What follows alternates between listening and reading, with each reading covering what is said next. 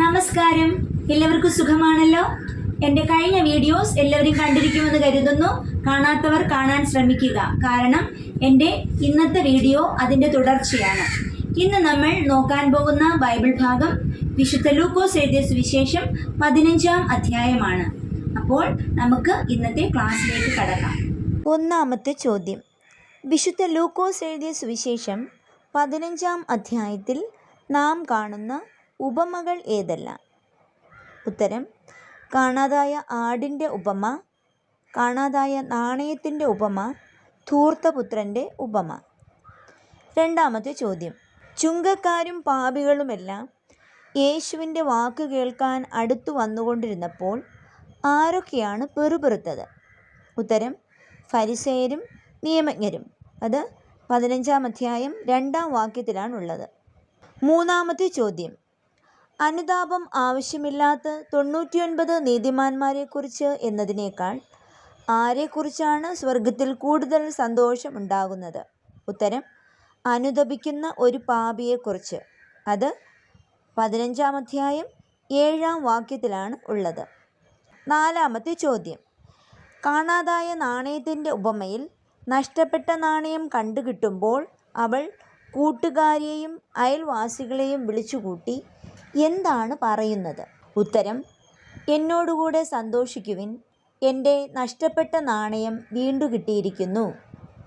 അത് 15-ാം അധ്യായം 9-ാം വാക്യത്തിലാണുള്ളത്. അഞ്ചാമത്തെ ചോദ്യം: ധൂർത്തപുത്രൻ്റെ ഉപമയിൽ ഇളയവൻ പിതാവിനോട് എന്താണ് പറഞ്ഞത്?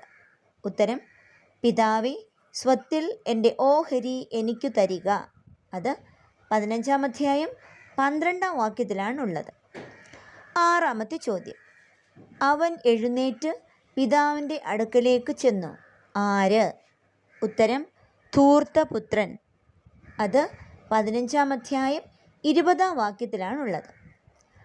ഏഴാമത്തെ ചോദ്യം: ധൂർത്തപുത്രൻ്റെ ഉപമയിൽ ഇളയപുത്രൻ മടങ്ങി വന്നപ്പോൾ മൂത്ത മകൻ എവിടെയായിരുന്നു? ഉത്തരം: വയലിൽ. അത് 15-ാം അധ്യായം 25-ാം വാക്യത്തിലാണുള്ളത്. എട്ടാമത്തെ ചോദ്യം: നോക്കൂ, എത്ര വർഷമായി ഞാൻ നിനക്ക് ദാസ്യവേല ചെയ്യുന്നു, ഒരിക്കലും നിന്റെ കൽപ്പന ലംഘിച്ചിട്ടില്ല.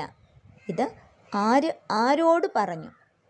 ഉത്തരം: മൂത്ത പുത്രൻ പിതാവിനോട് പറഞ്ഞു. അത് 15-ാം അധ്യായം 29-ാം വാക്യത്തിലാണുള്ളത്. ഒൻപതാമത്തെ ചോദ്യം: തൻ്റെ കൂട്ടുകാരോടൊത്ത് ആഹ്ലാദിക്കാൻ എന്ത് കൊടുത്തില്ല എന്നാണ് മൂത്തപുത്രൻ പിതാവിനോട് പറഞ്ഞത്? ഉത്തരം: ഒരു ആട്ടിൻകുട്ടിയെ പോലും. അത് 15-ാം അധ്യായം 29-ാം വാക്യത്തിലാണുള്ളത്. പത്താമത്തെ ചോദ്യം: മകനെ, എപ്പോഴും നീ എന്നോടുകൂടെ ഉണ്ടല്ലോ, എനിക്കുള്ളതെല്ലാം നിൻ്റേതാണ്. ആരോട് പറഞ്ഞു? ഉത്തരം: പിതാവ് മൂത്ത മകനോട് പറഞ്ഞു.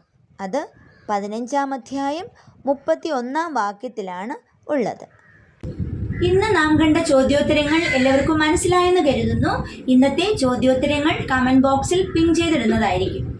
ഇനിയും ഈ ചാനൽ സബ്സ്ക്രൈബ് ചെയ്യാത്തവർ ചെയ്യുക, ബെൽ ബട്ടൺ അമർത്താൻ മറക്കരുത്. എങ്കിൽ മാത്രമേ നോട്ടിഫിക്കേഷൻ വരികയുള്ളൂ.